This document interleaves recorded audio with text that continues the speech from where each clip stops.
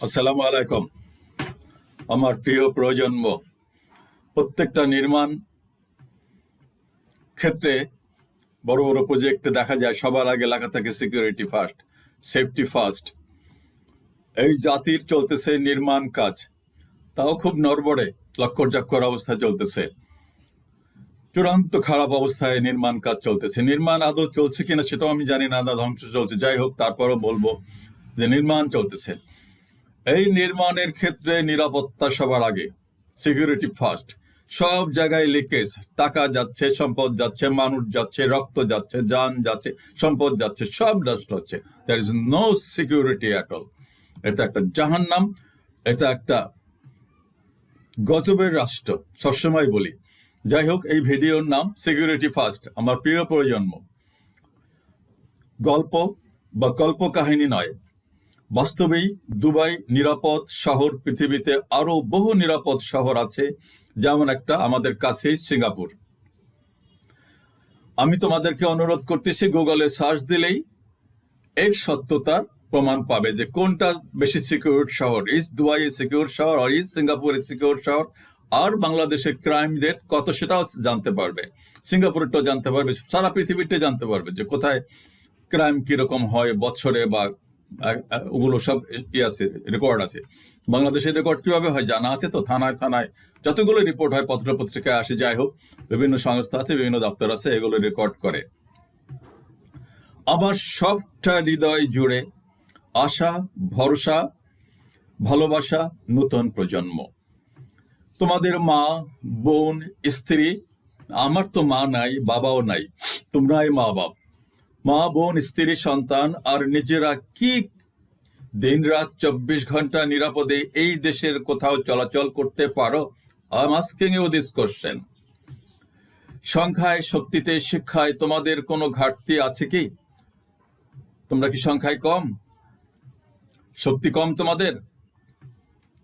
রাষ্ট্রের অনাচার, অবিচার, জুলুম, নির্যাতন, নিষ্পেষণ, লুটপাট, অন্যায়, ব্যর্থতা আর নিষ্ক্রিয়তাকে রুখে দাঁড়াবার দায়িত্ব সবটাই তোমাদের। স্বীকার করতে পারো নাকি আমার মতন বয়স্ক লোকদের মতো? রিটায়ার্ড, মরে গেছি, অর্ধেক মরা, সবটাই তোমাদের। রাষ্ট্রের অভাব কিসের?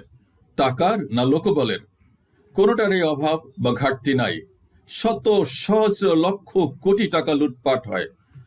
আছে বহু বাহিনী, সংস্থার দপ্তর, কমিশন নাই? Just ask yourself. আছে বহু বাহিনী, সংস্থা, দপ্তর, কমিশন। তারপরেও কেন এই অরাজকতা, অনাসৃষ্টি আর নিরাপত্তাহীনতা?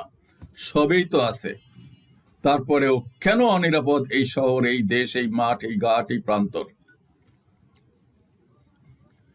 সব প্রশ্নের উত্তর খোঁজা আজ তোমাদের 1 নম্বর দায়িত্ব, কাজ।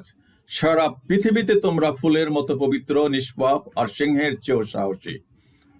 আমার মতো যা আছে তার 99% নষ্ট, বিকল, অকেজো, ডেট ফেল, কুচক্রি, শয়তান, মোনাফিক, জালিম, স্বৈরাচার, নাফরমান।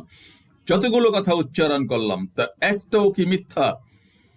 যদি হয় তাহলে প্রতিবাদ করা উচিত। আমি নিজের থেকে স্বীকার করতেছি, নষ্ট, সব নষ্ট, সব নষ্ট। সবার ভিতরে শয়তানি, অন্তরের রোগ, রোগাক্রান্ত, সব সংক্রমিত হয়ে গেছে। রাত কিছু দেখে না, সম্পদ, টাকা, ক্ষমতা ছাড়া আর কিচ্ছু ডানে বামে তাকায় না। বাস্তবতা, আমার অভিজ্ঞতা থেকে আমি বলছি, তোমাদের তো বয়স কম, টিনেজার, স্বৈরাচার, নাফরমান। পৃথিবী ও দেশের সার্বিক অবস্থায় তার প্রমাণ। তাকাও পৃথিবীতে, দেখো কোথায় কি হচ্ছে। সবগুলা যারা আছে ডেট ফেল, খালি টাকা আর ক্ষমতা আর লুটপাটের ধান্দা।